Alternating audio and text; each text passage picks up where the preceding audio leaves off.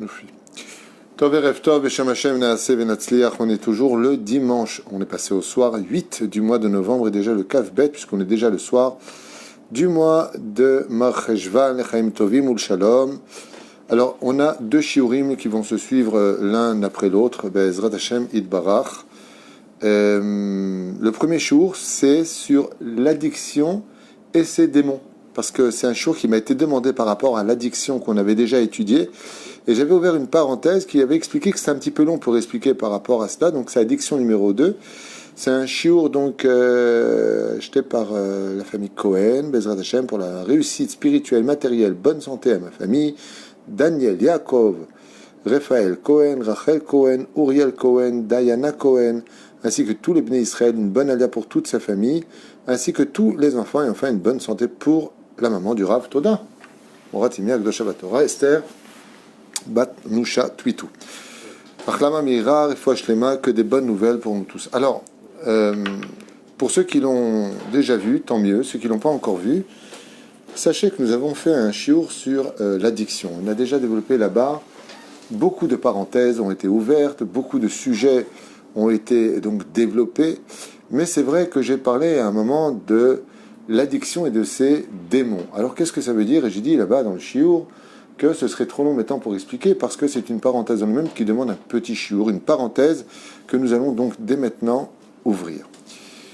La première des choses et la première règle qu'il faut savoir dans l'addiction, c'est qu'on ne joue pas avec le feu, et qu'à partir du moment où, comme on l'a déjà expliqué là-bas, toutes les addictions qui expliquaient, l'une des plus grandes addictions de 2000 du 21e siècle, c'est les portables. Les portables, comme vous le savez, c'est une addiction incroyable, incroyable. Et pourquoi je parle plus du portable que d'autres addictions comme la drogue, les jeux, le sucre, la nourriture? On peut être en addiction sur la boulimie, par exemple, ou d'autres choses. La palette est tellement importante dans les addictions, on peut même avoir des addictions de l'étude. C'est même plus un plaisir, ça devient une espèce de transe dans certains domaines. Alors, qu'est-ce que c'est exactement les addictions? Les addictions sont considérées dans le judaïsme comme quelque chose de mauvais. Il n'y a pas d'addiction qui est bonne. On n'est pas addict à quelque chose. Dieu, par exemple, nous demande de le respecter, de l'honorer. On voit un équilibre. Quand Dieu, par exemple, nous dit « Je suis l'Éternel, ton Dieu, qui t'ai fait sortir du pays d'Égypte, et tu n'auras pas d'autre Dieu sur ma face. » Ça n'empêche pas de te dire « Honore ton père et ta mère. » Ne sois pas addict de moi. Ne sois pas addict de tes parents. Ne sois pas addict de ta femme. Ne fais pas d'avodazara. On avait expliqué que l'addiction, c'était le surnom, ou plutôt le synonyme du mot idolâtrie. D'accord ? Et qu'est-ce que ça veut dire le mot idolâtre? Le mot idole, bien, ça vient justement de idéologie. C'est-à-dire que, chas v'shalom, que je ne fasse pas de ma vie une idéologie sur cela. Parce que Dieu a créé la famille, il a créé le ciel et la terre, il a créé plein de choses, et il se trouve partout. Ce qui fait que tout ce qui touche à l'addiction touche à un domaine qui mène à l'extrême. Et les extrêmes sont toujours empreints d'impureté. C'est très important de le retenir parce que c'est en rapport avec ce qu'on va développer. Alors, dans le monde dans lequel nous sommes dans le monde de la rectitude. Comme le dit le Rambam dans l'Ilchot Deot, l'homme se doit d'être toujours au sentier des choses. Ne sois pas à l'extrême. Ni extrême gauche, ni extrême droite, ça dépend. Tu dois être au centre des choses. Tu dois avoir, bien entendu, une idéologie dans la vie, mais cette idéologie doit être toujours au centre de ta vie. Ne sois pas extrême dans ce que tu fais. Alors, bien entendu, vous savez, souvent, à mal compréhension dite, les gens disent « sois pas extrêmement religieux ». Ça ne veut rien dire. On est religieux, on ne l'est pas. Alors, je suis traditionnaliste. Je me place à une situation dans laquelle j'espère monter les échelons. Mais c'est très, très mal utilisé. Le mot, il est extrêmement religieux. Je ne comprends pas ce que ça veut dire. Un homme qui est à peine Shomer Shabbat, à peine, ben, il n'est pas encore Shomer Shabbat. Hein? Il est ultra orthodoxe. S'il fait quoi? Au lieu de faire un loulav, il en fait 2, il met 10 paires de tefilines, il met 3 talites. C'est quoi ultra orthodoxe? Ce sont des caricatures de notre judaïsme dont nous-mêmes nous régalons en tant que juifs pour nous définir, ce qui est totalement faux. C'est totalement faux. On peut tout à fait être un ultra orthodoxe. Je suis un ultra orthodoxe, oui, et sioniste, et que j'aime tout le monde, et alors? Et vous croyez que je mange pas comme vous, je dors pas comme vous, je rote pas comme vous, Mais c'est ultra-orthodoxe. On est venu, ouais, mais bon, enfin, ultra-orthodoxe, il ne danse pas avec les femmes. Mais excuse-moi, n'importe quel juif n'a pas le droit de danser avec des femmes. Ça n'a rien à voir avec l'ultra. Donc c'est vraiment des choses qui sont fausses et une vraie caricature de notre judaïsme et qui marche très bien pour les moqueurs. Quoi qu'il advienne, c'est comme ça que ça marche dans le monde médiatique dans lequel nous sommes. Le monde dans lequel nous vivons est empreint de plusieurs paliers. Il y a cette couche, comme vous le savez, au-dessus de nous, et cette couche en dessous de nous, dans lesquelles des êtres vivants vivent. Et dans notre propre couche, c'est-à-dire entre le ciel et la terre tel que nous le voyons à l'extérieur de nos maisons, le ciel et la terre, il arrive aussi que des personnes qui ont été addictes dans ce monde de la bêtise humaine, en d'autres termes, à la matérialité, comme un matérialiste, c'est quelqu'un qui a fait du matériel d'Avodah Zara. On peut être addict toute sa vie à la matérialité sans être spirituel. Eh bien, cette situation-là peut mener un homme, le jour où il quitte son corps, donc le jour où il meurt, de ne pas pouvoir s'élever. Parce que le monde spirituel, comme on dit, qui se ressemble, s'assemble. Cette âme, qui aura toute sa vie été matérialiste, sans respecter la Torah, les mitzvot, ou pour un non-juif, les 7 lois noachides, eh bien, n'est pas acceptée du ciel.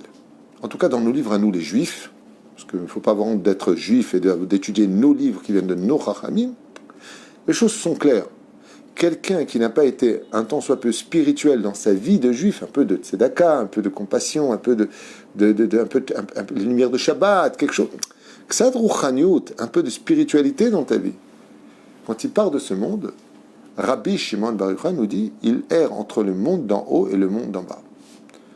Ce qui fait qu'il y a énormément d'âmes qui errent autour de nous sans qu'on les voie.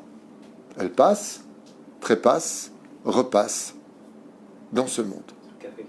C'est le café Non. Pourquoi elles passent et elles repassent? Parce qu'au lieu de descendre, donc là ce que j'explique bien entendu, quelqu'un qui est athée, quelqu'un qui n'adhère pas à la Torah, qui nous prend pour des débiles au niveau de nos livres, change de chaîne, c'est pas pour toi ce cours. On parle de choses qui sont selon la Kabbale. Et j'ai les références de tout ce que je vous dis. Je vous ramène le Harizal, je vous ramène le Ben Ishraï, je vous ramène le Chida Kadosh, Rabbi Avraham Azoulay, Rabbi Yehuda Ptaya. Il y a beaucoup de livres qui parlent de ça. Donc là, ce que je dis, bien entendu, un non-juif qui écouterait ça et qui ne donne pas de valeur à l'enseignement de nos sages, il va dire, il est fou ce mec. T'as raison, je ne suis pas fou, c'est justement toi qui manque de connaissances et qui n'a pas assez de mérite pour comprendre ce que l'on dit. Donc qu'est-ce qu'on fait dans ce cas-là? Je te respecte, tu me respectes, change de chaîne, c'est pour.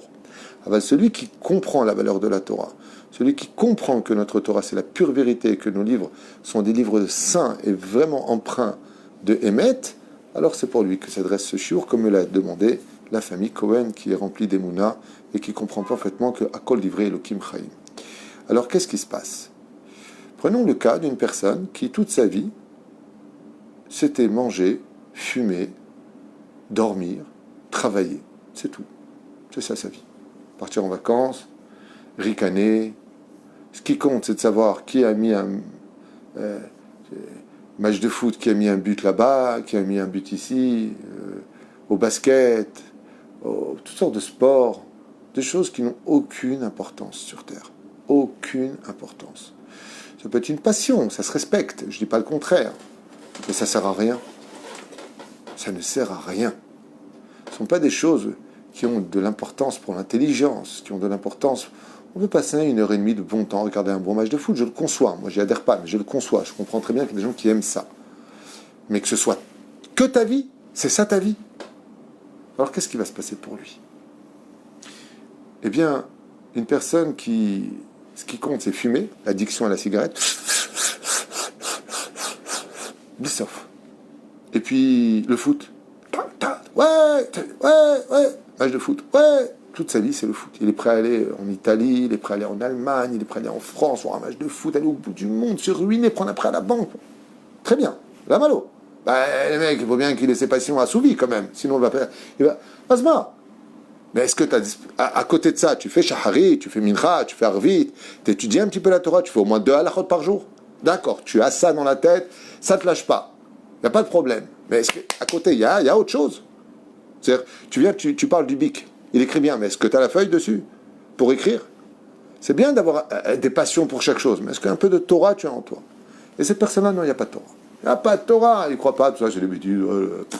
C'est les hommes qui ont écrit, moi, Dieu est dans mon cœur. Tu sais, cette philosophie à deux balles. Dieu est dans mon cœur, entre lui et moi, lui, il me comprend très bien.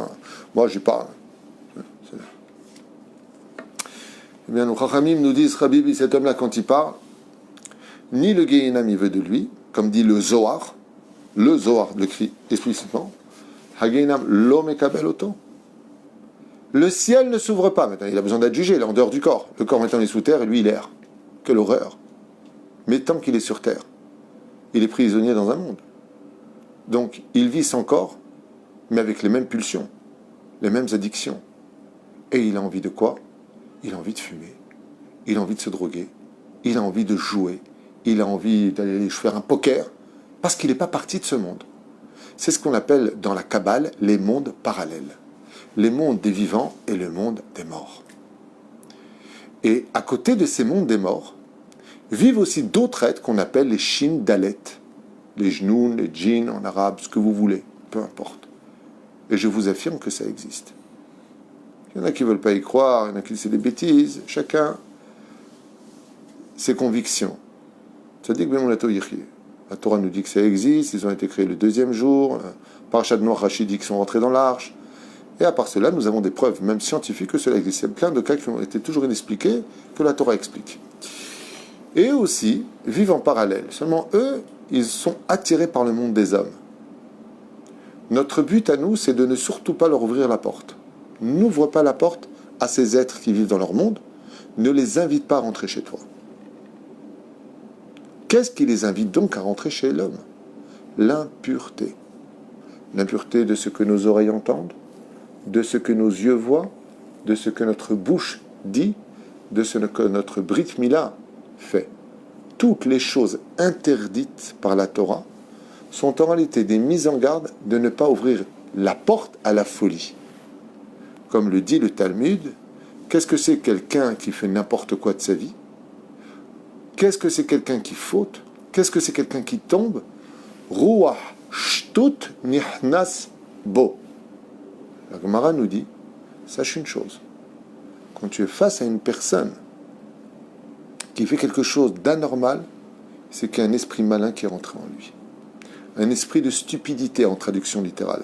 Ruach shtut nichnas bo. De ce principe-là, comme pour les forces du bien, comme pour les forces du mal. Prenons par exemple, avant de commencer sur les forces du mal, les forces du bien. Moshe Rabbeinu est la réincarnation de Shet, troisième fils d'Adam Arishon. Mais il est aussi, avant cela, la réincarnation de Hevel. Donc, il est une réincarnation de Neshamot qui ont déjà existé, qui étaient des tzadikim. Mais étant donné que Moshe Rabbeinu s'est amélioré dans tout ce qu'il a accompli, il a reçu par la suite la Neshama de Noach.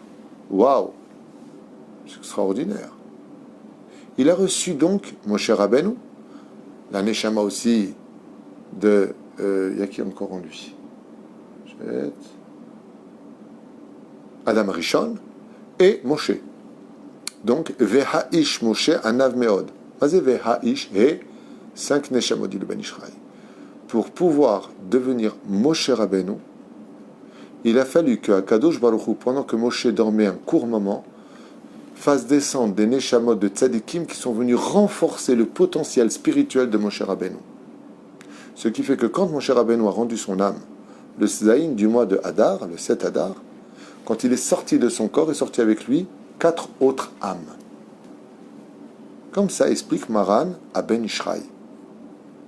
Prenons un autre cas. Pinchas ben Elazar ben Aaron HaKohen. Veshiv et Ramati me'al ben Israël ve'natatilo beriti shalom. Pinchas se mesura un personnage très puissant qui s'appelle Zimri ben Salou et la fameuse princesse de Moab ou de Midian, Cosbi Batsur. Le Zohar HaKadosh, Rabbi Shimon Bar Yochai, nous enseigne que Pinchas, en réalité, de par la peur de ces 24 000 soldats de Zimri ben Salou de la tribu de Shimon, qui l'ont entouré avec menace, il a eu peur. Et Parhan Nishmato, C'est-à-dire qu'il est mort. Pinchas, avant d'avoir accompli son acte de transpercer ces deux hommes, ces deux êtres impurs, son âme n'a pas tenu. La tension était trop grande. Qu'est-ce qu'a fait Akadosh Baruch Hu? Il a inclus deux âmes pour soutenir l'âme de Pinchas, celle de Nadav et de Avihu. Donc, on voit que même une personne, par exemple, qui étudie la Torah, et il s'attache particulièrement à Rabbi Yitzhak, un des Baalei Tosafot, Rav Shmuel, un des Baalei Rabbeinu Tam, il va s'attacher à Rashi, au Marsha, au Ran, au Rosh, au Ritba, peu importe, un Rishonim Acharonim. Il va s'attacher à son étude pour essayer de le comprendre. Le tzaddik dans le monde d'en haut, quand il va dormir, prend une partie de lui comme une étincelle et lui donne dans son corps. Et ainsi cet homme, comme on l'a vu avec le Rav Ovadia Yosef, il n'y a aucun doute que le Rav Ovadia Yosef était empreint de la Neshama de Rabbi Yosef Karo. Il n'y a aucun doute. En ça fait que Rabbi Yosef Karo lui a apporté une partie de son âme en lui, parce qu'il a défendu toute sa vie, les halachot de Rabbi Yosef Karo. Dans les forces du bien, les exemples seraient trop nombreux à donner, parce qu'il y en a partout. Eh bien, nous voyons que les âmes défuntes peuvent pénétrer une personne pendant son sommeil pour que le lendemain, il puisse écrire son livre de Torah. Et c'est ce qu'il dit, je ne sais pas ce que j'ai eu, une force en moi incroyable. J'ai fini mon livre, c'est parti. C'est inexplicable pour nous. Nachon, quand tu as fini ton livre, le tzaddik qui t'a aidé à l'écrire, il est reparti au Gan Eden. Il est venu juste t'aider. Il est venu t'apporter une lumière à un tel point que les Chachamim nous disent, quand tu veux comprendre une étude, et tu vas étudier par exemple le Ben Ishraï, prends une bougie, avant d'étudier, allume une bougie au nom du Ben Ishraï, car tu le fais descendre sur cette bougie et il va t'éclairer dans ton étude, comme une petite lumière qui va t'éclairer. Ça, c'est du côté positif. Mais là, on parle des addictions. Qu'est-ce qui se passe dans le cas des addictions? Eh bien, les addictions mènent toutes, de façon générale, à l'impureté. Surtout l'addiction du portable. À un tel point que ça sépare les couples, c'est avec ça qu'on tombe énormément. Monsieur, l'addiction, on peut regarder le livret Torah, on peut faire de bonnes choses avec un portable aussi. Pas être tout le temps à l'extrême dans tout. Certes, mais quand tu es addict au portable, tu risquerais forcément de tomber sur des images incestueuses. Et ce peu d'images incestueuses que tu risquerais de garder sur les portables sont déjà une porte qui ouvre à la folie. C'est-à-dire que les êtres du monde parallèle rentrent en toi. Et qu'est-ce qu'ils font? Ils te rendront addict de cela. C'est-à-dire que au début, tu n'es pas vraiment addict, comme prendre un joint. Si, bon. Puis après, tu refumes à l'occasion, ça t'a fait du bien. Ouais, t'en as, tiens, donne-moi. Puis après, ça devient, dis-moi, t'as pas des joints là? T'as pas un joint là? Je t'achète. Macara. Au début, c'était un jeu. Tout démarre par les jeux. Tout démarre par, début, c'est pas grave. Oh, tu vois pas, je fais un par mois, un par semaine, un par jour, un par matin, un par l'après-midi, un le soir. Et là, on devient addict. Petit à petit, il y a quelque chose qui nous pénètre. Et quand on arrive à une réalisation de notre vie en se disant, mais mince, je ne peux plus m'en passer. Comme par exemple, prenez celui qui joue au poker. Le mec, il est marié avec sa femme, il a ses enfants, il a son travail. Il est en train de jouer à un jeu de cartes. Je ne sais pas si vous vous rendez compte de la gravité des choses. Il sort la clé de sa voiture et de son appartement. Il les pose sur la table. Il dépose ses cartes et l'autre le bat. Comment dans ta tête, tu peux jouer avec ce que tu as mis toute ta vie de côté pour ensuite à Las Vegas, quand j'étais à Las Vegas, c'est ce qu'on m'a appris là-bas, c'est l'endroit où il y a le plus de suicidés au monde. J'ai jamais entendu parler de ça, qu'il y avait des suicidés à Las Vegas. Et là-bas, les gens sur place, ils me disent, mais tu plaisantes, tu sais combien de gens se ruinent ici? Et quand ils vont dans leur chambre en haut, et qu'ils réalisent qu'ils ont tout perdu, tu sais ce qu'ils font de leur vie?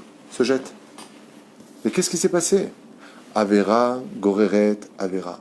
Mais quand tu connaissais ces gens, quand tu voyais comment ils étaient, c'était des gens normaux, des gens adorables. Mais qu'est-ce qui s'est passé? Nos sages nous disent, il est devenu fou. Et la folie, chez nous, c'est pas comme les psychiatres disent. C'est vrai que ça peut être lié à certaines neurones, certaines hormones qui sont reliées au cerveau. C'est sûr, c'est l'histoire de l'interrupteur. J'éteins l'interrupteur, j'éteins la lumière, mais ce n'est pas l'interrupteur qui donne de la lumière ou qui éteint la lumière. C'est elle qui laisse passer le va et le vient ou qui donne la possibilité au va-et-vient de pouvoir se connecter à la lampe. C'est un interrupteur. Mais dans les murs, il y a des fils électriques qui mènent à une centrale électrique, qui mènent au disjoncteur. Donc tu vois bien qu'il y a tout un système qui reste caché derrière. C'est pour ça qu'une personne qui devient addicte, eh bien, automatiquement cette addiction, comme le jeu de cartes, comme les joints, comme l'alcool, comme toutes ces choses-là, j'ai un shiur qui s'appelle « Ton poids t'indiquera où tu en es ». Quand tu n'es plus capable de contrôler ta nourriture, il y a quelque chose en toi qui te possède. Ce qui fait que les addictions, pas toutes, mais une partie des addictions dites sévères, plusieurs addictions, il y a l'addiction qui est plutôt faible, il y a des addictions qui sont modérées, il y a des addictions qui sont sévères. L'addiction sévère en général, c'est quand la personne est empreinte d'un rouard. Alors comment ça se passe? Je vais vous expliquer, c'est très simple. Ça paraît compliqué à étudier, mais quand on l'a assimilé, compris, c'est très simple à expliquer. Voilà comment ça se passe. On va prendre l'addiction du jeu, vous voulez le jeu? Moi, cigarette, ce que vous voulez, peu importe, c'est le même principe. Le jeu et les femmes, vous savez que l'addiction des femmes, mon Rav m'avait enseigné, Rabbi Moshe Ederi Zatzal, c'est l'addiction la plus dure de toutes les addictions, plus que le jeu, plus que la drogue, dure plus que tout. L'addiction des femmes, Rabbi Moshe m'avait dit, un homme qui est addict aux femmes, il est fou amoureux des femmes, mais quoi, une femme, il est fou, il ne peut pas. Comme la pornographie, toutes ces choses-là. Il faut un miracle de Dieu pour qu'il s'en sorte, carrément. Il faut que Dieu intervienne lui-même pour le sortir de là. Pourquoi? Tellement il est possédé, il m'a dit. Mais de quoi il est possédé? Ce que je raconte. T'as vu l'exorciste ou quoi? C'est ce que tu as envie de dire. C'est quand la personne ne sait pas de quoi il s'agit. Alors je vous explique. Imaginez une personne qui était addict au jeu. Toute sa vie, il aime les jeux. Shabbat, il n'y a pas. Kashrut, il n'y a pas. Le mec, il n'a pas de spiritualité. Il est parti de ce monde très pauvre en spiritualité. Il sort du corps, il réalise, il en prend plein la tête.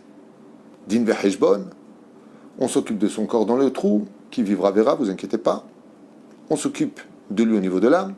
Il vient pour entrer à Marata Marpella. Avram et Yaakov, il dit, tu peux pas rentrer. Pourquoi? Tu sens trop mauvais. Tu as trop d'avérotes sur toi.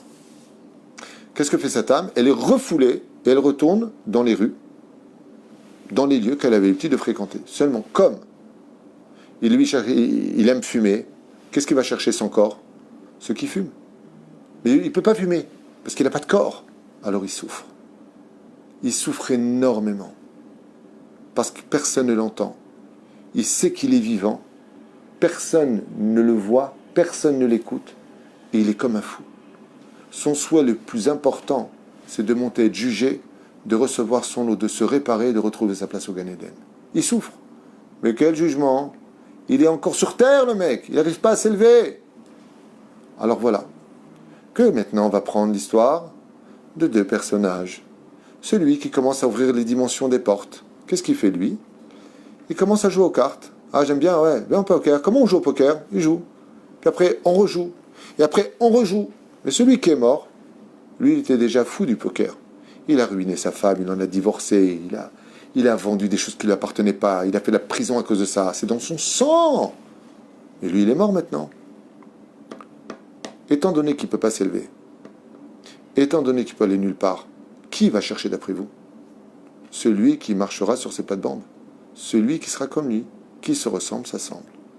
Ce qui fait que celui qui était addict dans sa mort et qui a emmené ça avec lui, puisqu'on emmène dans l'autre monde ce qu'on a été dans ce monde. Tu as été spirituel, tu vas dans le monde spirituel, qu'est-ce que tu amènes avec toi? La spiritualité. Tu as été matérialiste, qu'est-ce que tu amènes dans ce monde, dans l'autre monde? La matérialité seulement. La matérialité, elle ne rentre pas là-bas, elle n'a pas sa place. Donc tu restes avec elle sur terre. Mais tu souffres, tu n'as pas de corps. Qu'est-ce qu'elle fait? Rabbi Udaptaya et le Rizal et tous les autres, ils nous disent, c'est très simple.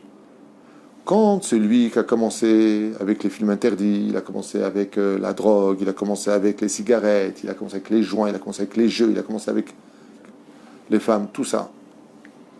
Il dort. Pendant que lui, il dort, son âme sort, rendre des comptes. Et lui, il s'installe à l'intérieur sans que l'autre s'en rende compte. sans que le propriétaire du corps ne se rende compte. Et il se place où? En général, dans le cœur du côté gauche. Ce qui fait que le lendemain, quand l'autre se réveille, combien de fois, d'après vous, il aura encore plus envie d'aller jouer aux cartes?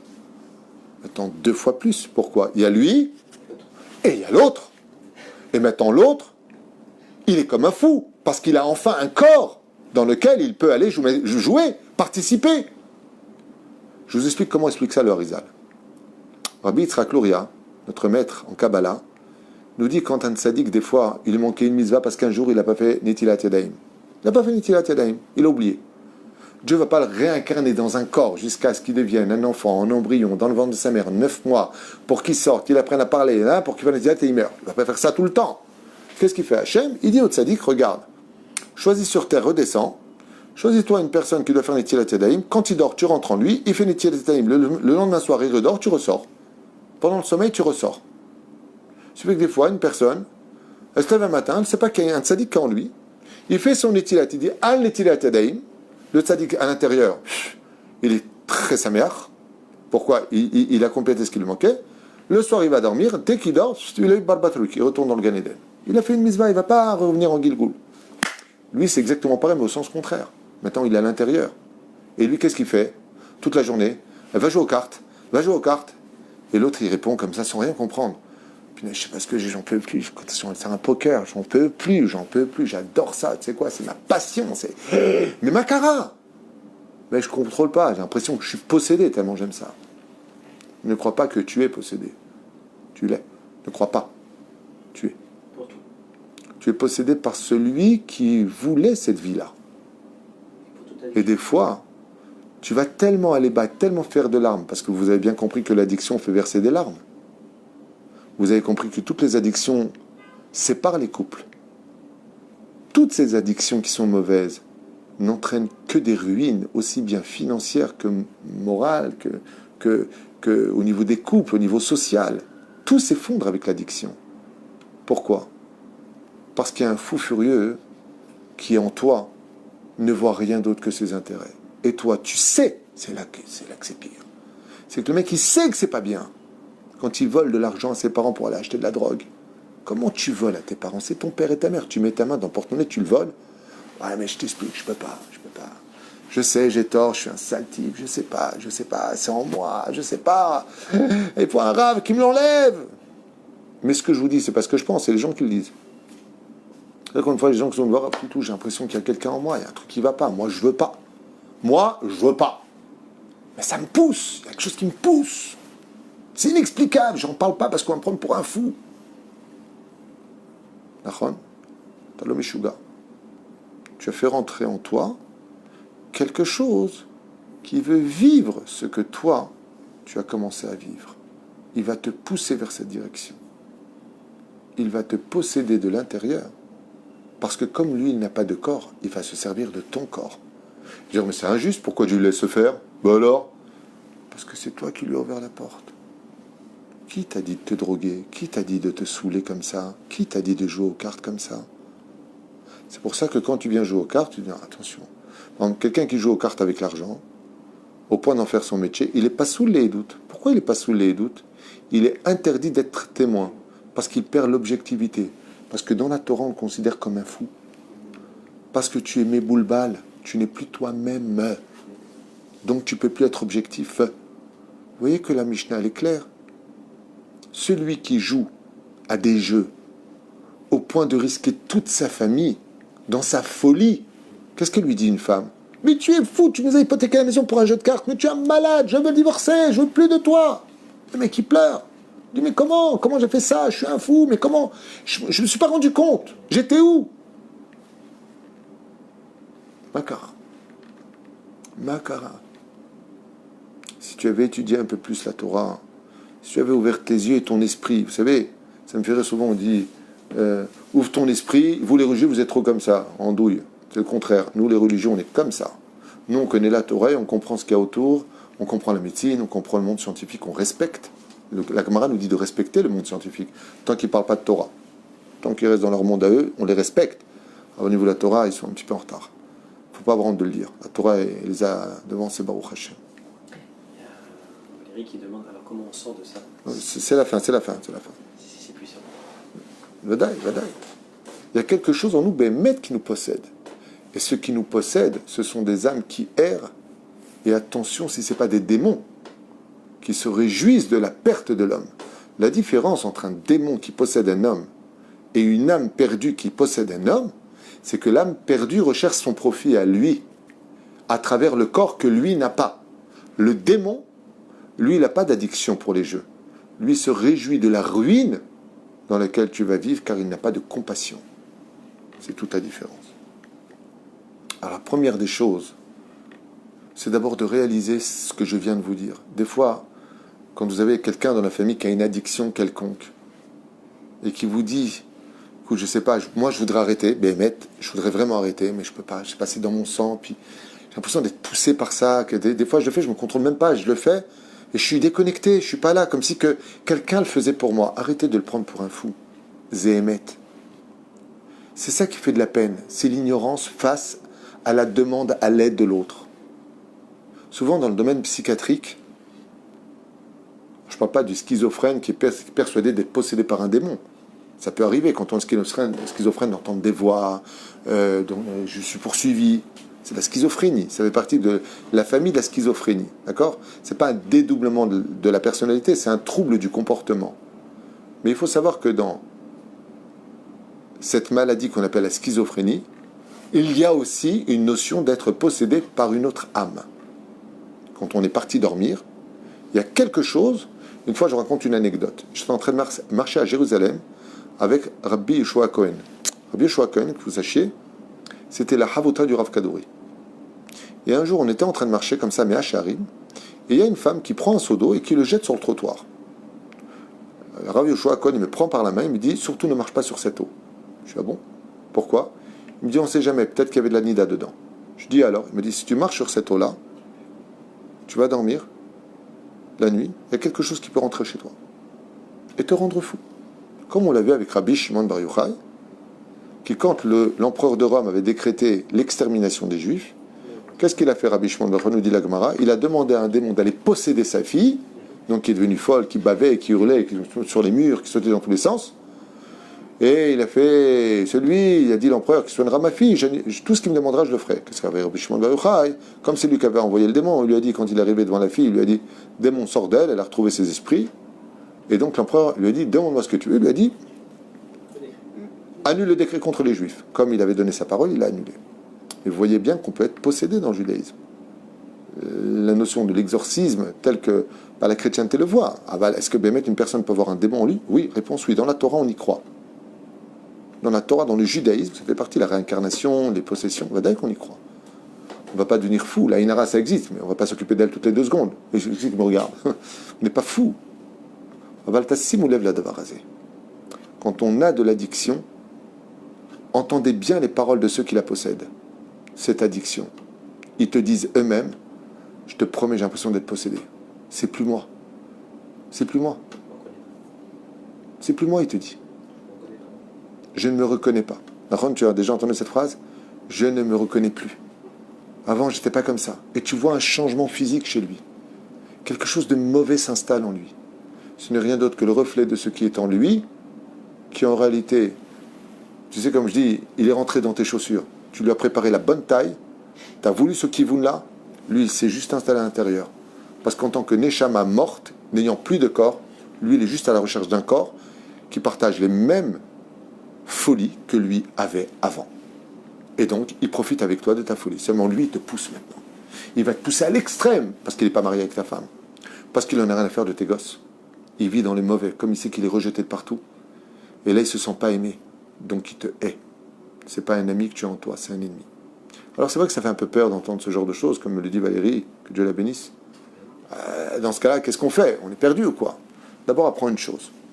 En écoutant ce chiour, si tu le prends au sérieux, Baruch Hashem, tant mieux pour toi. Ne te lance jamais vers des choses interdites. Parce que tu sais où tu vas, mais tu ne sais pas comment tu finis. Tu ne te rends pas compte des conséquences que tu vas engendrer. Tu ne te rends même plus compte de combien tu ne seras plus jamais toi dans ce genre de situation.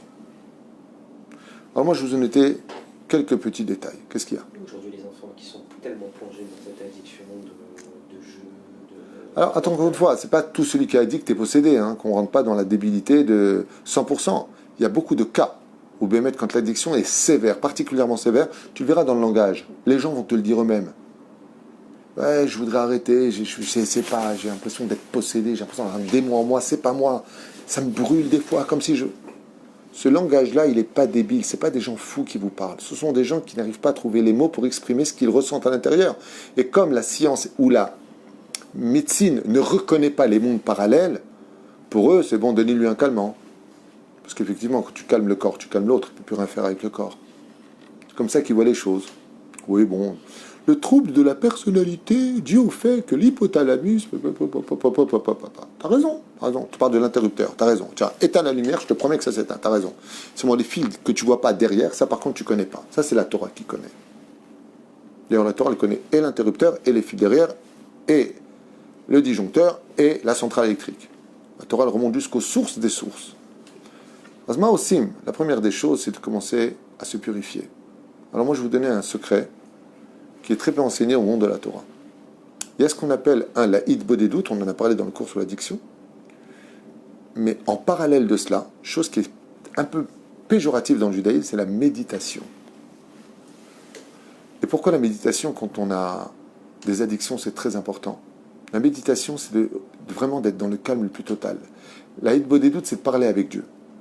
Donc c'est parler, c'est crier, c'est s'exprimer, aide-moi, Hachem, jusqu'à ce que Béhémet, tu pleures, tu sens vraiment que Dieu t'écoute, tu ressens quelque chose de très fort. Bon, il y a des moments où tu as besoin de retrouver le calme le plus total. Imaginez qu'on est en train de marcher maintenant, seul, dans une pièce, et on marche, et on entend des pas avec nous. Comment je peux savoir si ces bruits que j'entends, c'est les miens ou celui de l'autre? J'allais là. Qu'est-ce qu'on fait? On dit, alors marche-toi sans faire de bruit. La méditation, c'est quand on arrête de faire du bruit dans notre corps pour bien comprendre s'il y a quelqu'un d'autre ou pas. Chut, on n'est pas seul.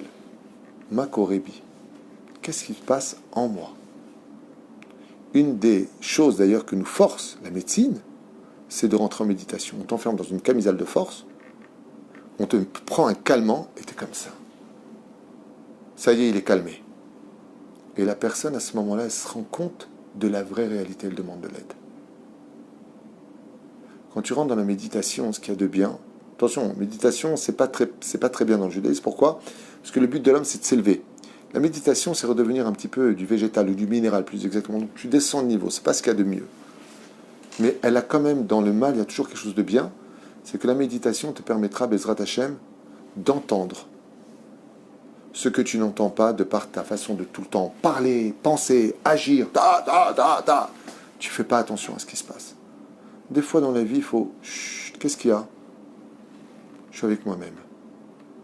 Se scruter de l'intérieur. Quand est-ce qu'on fait ce genre de méditation? Le Harizal, il dit, à Rosh Hashanah, quand tu écoutes le shofar, eh bien, à un moment, tu vas rentrer en méditation à l'intérieur, parce qu'il ne faut pas prononcer avec ses lèvres les tahanounim. Mais qu'est-ce qu'il est bon, ce moment? Quand on dit comme ça, et on rentre, ouais, j'ai fait ça. Ouais, j'ai fait ça. Comment j'ai fait ça? Pourquoi j'ai fait ça? Quand tu es dans le silence avec toi-même, tu rentres dans une nouvelle dimension d'un rendez-vous de ton âme avec ton corps. Et c'est là que tu peux savoir vraiment s'il y a quelque chose. Donc oui, d'abord te rendre compte, est-ce que Béhémet, il y a quelque chose ou pas? Parce que le problème, c'est qu'on n'en sait rien. Peut-être que oui, peut-être que non. La deuxième chose, aller au mikvé le plus possible, car les âmes impures détestent l'eau du mikvé. Les chrétiens ont utilisé le truc ça me parle tout avec l'asperge là. L'eau bénite. Nous les juifs, on va au mikvé.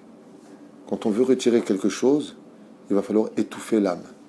Et quand toi tu rentres dans l'eau, elle n'est pas contente. Parce qu'elle n'a pas le droit d'être dans un monde pur à cause de son tikkun. Tous les jours aller au mikvé. Troisième chose, les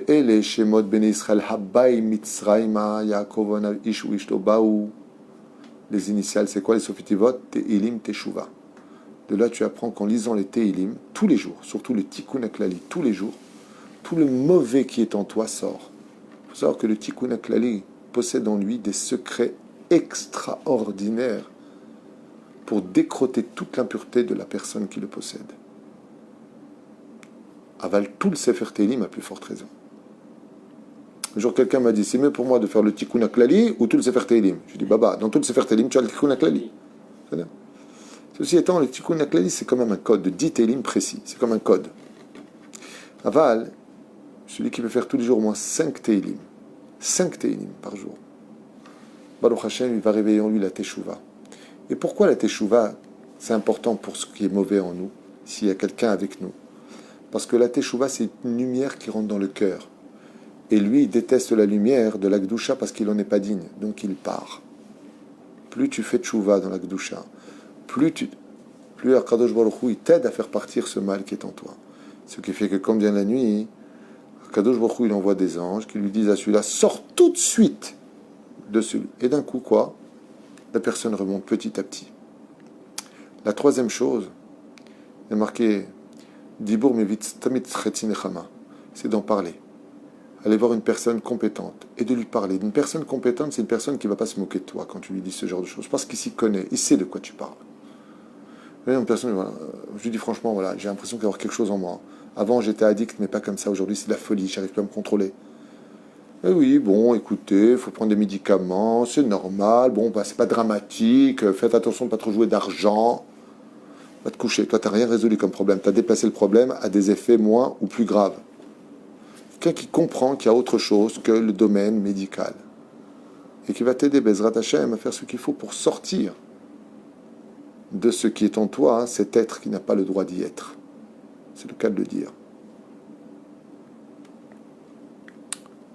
Zemashi Eshli, Mikve, Teilim, méditation et le fait d'en parler. Le fait d'en parler avec Akadosh Baruch Hu, alors là on parle de l'aide des doutes, on en avait déjà parlé. Et une chose qui est encore plus forte que toutes, c'est la volonté. Tout comme lui, il a eu la volonté de rentrer en toi, sache que ta volonté de le faire sortir est aussi grande que la sienne. Voire pish time. Pourquoi? Lui, il n'a qu'une âme. Toi, tu as l'âme et le corps. C'est à toi de l'expulser par ta propre volonté. Comment? En lui refusant ce que lui veut tellement. Pourquoi il est en toi? Parce que tu vas le jouer aux cartes. Shmetem, maintenant j'ai la volonté de ne pas jouer aux cartes, pour ne pas que ce qui est en moi en profite. Parce que lui, dès qu'il voit que tu ne vas plus jouer aux cartes, tu ne l'intéresses plus, il part tout seul. Et ainsi donc, tu as résolu le problème. Battre le feu par le feu, l'eau par l'eau, l'âme par l'âme.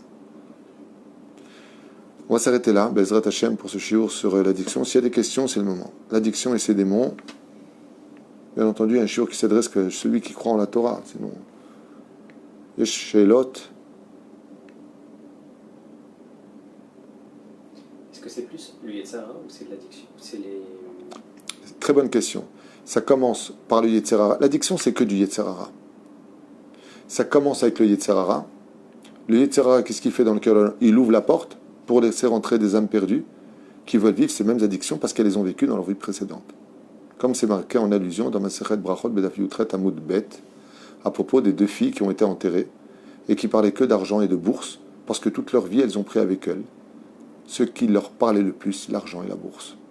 C'est pour ça qu'on raconte la Gemara là-bas, que ce chassid qui était Rabbi Yehuda Barilaï, selon le Marchap, peu importe, il a entendu deux âmes qui parlaient d'argent dans le cimetière. Mais pourquoi des âmes mortes parlent d'argent? Pourquoi? Parce que dans leur monde vivant, elles ne parlaient que d'argent. De là, tu apprends que l'homme amène avec lui, après la mort, ce qu'il a le plus recherché sur Terre. Imagine celui qui, toute sa vie, c'était les cartes. Du matin au soir. Les cartes, les cartes, les cartes. Quand il meurt, mais quelle horreur pour lui. Qu'est-ce qui se passe? Qu'est-ce qu'il va rechercher toute sa vie? Des cartes. Pas le philosophe, des cartes, des cartes. Si ce sont des adolescents et qu'ils ils sont vraiment addicts et qu'ils ne veulent rien faire. C'est pareil. Ils peuvent être possédés par des adolescents décédés qui étaient fous de la PlayStation et qui rentreront en eux pareil. C'est du même système. Parce que quand on a une âme, il n'y a plus d'âge. Le domaine de l'adolescent, du vieux, du jeune n'appartient qu'au niveau du corps. Mais au niveau de l'âme, il n'y a pas d'âge. Et si c'est un dépressif? Le dépressif, c'est pareil. Rabbi Nachman Breslev dit que tout ce qui est dépression vient des forces du mal. Donc la dépression se soigne justement par le calme, par la reconfiance en soi, par l'amour de la vie, la émouna. Un dépressif, c'est celui qui voit tout noir. Et s'il voit tout noir, c'est qu'il y a quelqu'un de noir en lui. Il y a quelque chose de noir en lui. Ça veut dire une âme, bémet, qui se joue de lui.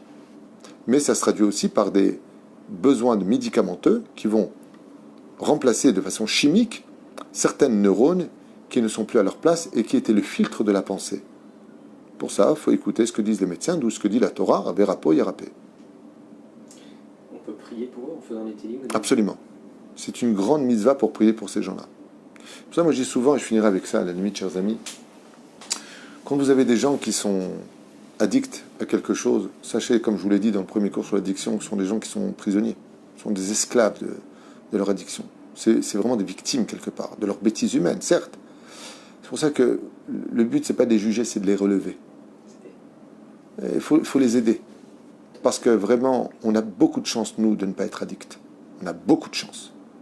Mais si malheureusement, Dieu a une faiblesse d'éducation, un manque d'amour quand on était jeune, on a un vide en soi, on va le remplir par une addiction. Vous avez remarqué, les bébés, les enfants, ils ont toujours leur doudou. Vous avez remarqué ça? Ils ont leur couverture, ils ont leur linge. Ils ne peuvent pas dormir sans, ils sont toujours en train de se caresser avec. Vous avez remarqué ça? Vous savez pourquoi? Parce qu'ils ont le manque de la complétude qu'ils avaient dans le ventre de leur mère. Quand ils étaient dans le ventre de leur mère, ils étaient dans un monde tellement choyé, où il n'y avait pas un seul espace de vide. Ils étaient dans l'eau amniotique, l'ange Gabriel qui leur apprend la Torah, ils étaient nourris, tout était chalem chez eux. Quand ils sont sortis, ils sont devenus dépendants de quoi? De l'espace dans lequel ils sont venus. C'est pour ça que la première chose qui éclate chez un enfant qui vient de naître, c'est ses poumons, qui s'ouvrent à la vie, mais qui s'ouvrent à l'air. Donc il y a un vide qui se crée. Et ils ont toujours besoin de cette addiction, d'une certaine façon, il ne peut pas dormir sans son doudou. Attention, oh là, t'as oublié son doudou, retourne à la maison. Makara, avec sa sucette comme ça. Pourquoi? Parce qu'il comble un vide. L'addiction, c'est combler un vide d'une pathologie qu'on n'a pas laissé, qu'on a laissé malheureusement grandir en nous et qu'on n'a pas su soigner à temps. C'est ça? Que Dieu nous aide tous, Bezrat Hashem, Mikvé, Teilim, méditation, Idbo des doutes, prière des autres. Tout ça nous aidera grandement, surtout avec la volonté de ne surtout pas nourrir ceux qui nous poussent à aller dans la direction qui aujourd'hui nous dégoûte le plus, mais dont on est tellement dépendant. Plus tu iras, plus il sera fort. Moins tu iras, et moins il sera intéressé. Un mec qui recherche du vin dans une auberge, il n'y en a plus, qu'est-ce qu'il fait? Il quitte l'auberge. Kol Touf.